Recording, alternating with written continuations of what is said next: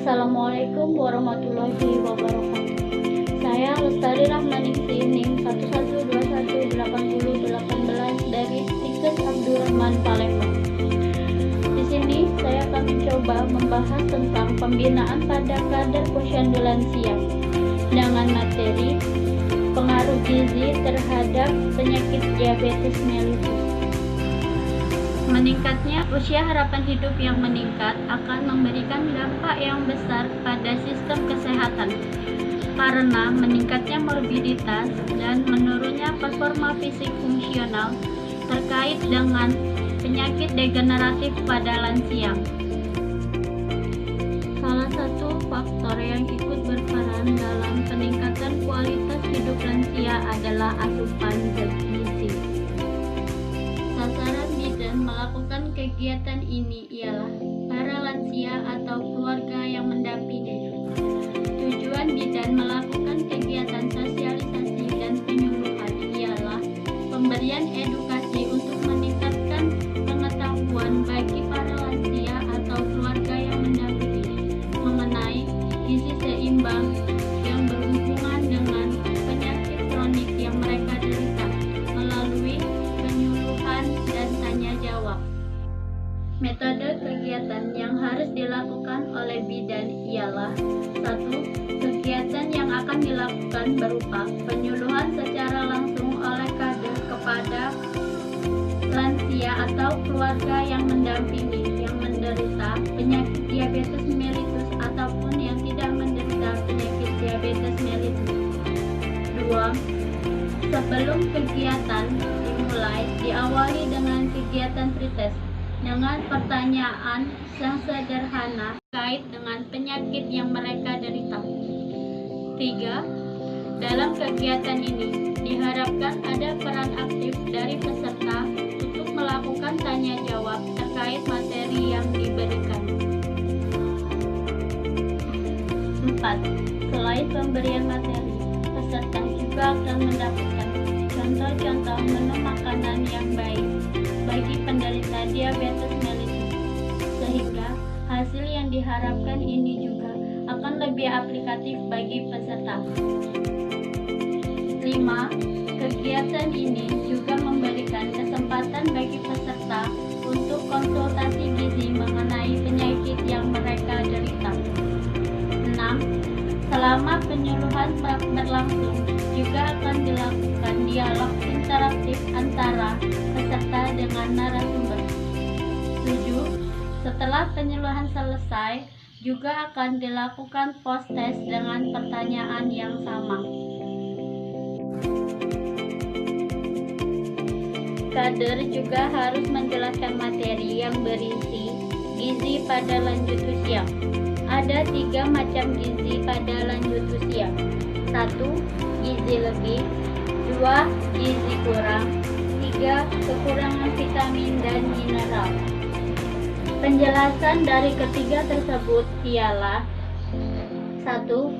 Gizi lebih atau overweight pada lansia umumnya disebabkan oleh kurangnya aktivitas fisik dan kebiasaan makan yang salah pada waktu muda. Gizi lebih merupakan salah satu pencetus berbagai penyakit degeneratif seperti penyakit jantung, diabetes mellitus, dan hipertensi. 2. Gizi kurang. Gizi kurang seringkali disebabkan oleh masalah-masalah sosial ekonomi serta gangguan penyakit yang diderita. Apabila asupan zat gizi terutama energi dan protein kurang dari kebutuhan makan, dapat menyebabkan berat badan kurang dari normal, terjadinya kerusakan sel-sel tubuh dan penurunan daya tahan tubuh sehingga rentan terkena infeksi. 3. Kekurangan vitamin dan mineral. Jika konsumsi makanan sumber vitamin dan mineral, khususnya buah dan sayuran kurang, maka akibatnya nafsu makan berkurang, penglihatan menurun, kulit kering, lesu, dan tidak bersemangat. Pemenuhan kebutuhan gizi yang baik dapat mencegah timbulnya masalah-masalah gizi serta membantu dalam proses adaptasi atau penyesuaian diri dengan perubahan-perubahan yang dialami lansia. Kader juga harus menjelaskan kebutuhan zat gizi lansia kepada para peserta, yaitu satu, kebutuhan energi yang semakin menurun sejalan dengan bertambahnya usia karena berkurangnya metabolisme tubuh dan aktivitas fisik. 2. Kebutuhan protein. Bahan makanan sumber protein yang dianjurkan adalah pangan hewani rendah lemak dan kacang-kacangan. 3. Kebutuhan lemak. Jenis lemak yang sebaiknya dikonsumsi oleh lansia adalah jenis asam lemak tidak jenuh, misalnya minyak nabati. 4. Kebutuhan karbohidrat dan serat. Lansia dianjurkan mengurangi konsumsi gula sederhana dan menggantikannya dengan karbohidrat kompleks yang berasal dari buah, sayur, dan biji-bijian juga kacang-kacangan. 5. Kebutuhan mineral dan vitamin yang dapat dipenuhi dari sayuran dan buah-buahan. 6. Kebutuhan air. Air dalam bentuk minuman dan makanan sangat diperlukan untuk menggantikan cairan yang hilang, membantu pencernaan makanan dan membantu kerja ginjal. Lansia juga dianjurkan mengkonsumsi air minum 6-8 gelas per hari. Kader juga harus menjelaskan perencanaan makanan untuk lansia. 1. Makanan harus mengandung zat gizi yang cukup dari makanan yang beraneka ragam. 2. Perhatikan porsi makan. Usahakan porsi kecil dan sering, kurang lebih 3 kali makan utama dan 2-3 kali makanan selingan. 3. Banyak minum 6-8 gelas per hari dan kurangi garam. Dengan banyak minum dapat memperlancar pengeluaran sisa makanan dan menghindari makanan yang terlalu asin agar tidak memperberat kerja ginjal serta mencegah kemungkinan terjadinya hipertensi.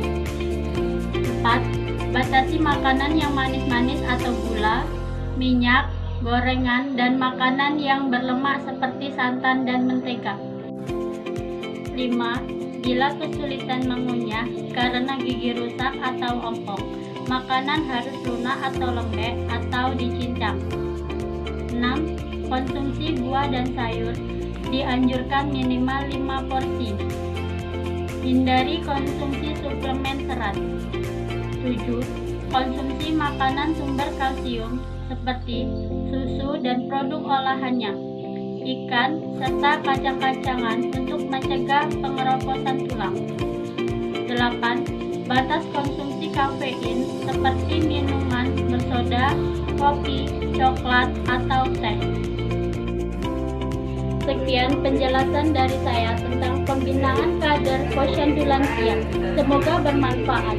Apabila ada kesalahan, saya mohon maaf. Kepada Allah saya mohon ampun. Wabillahi taufiq wal hidayah. Wassalamualaikum warahmatullahi wabarakatuh.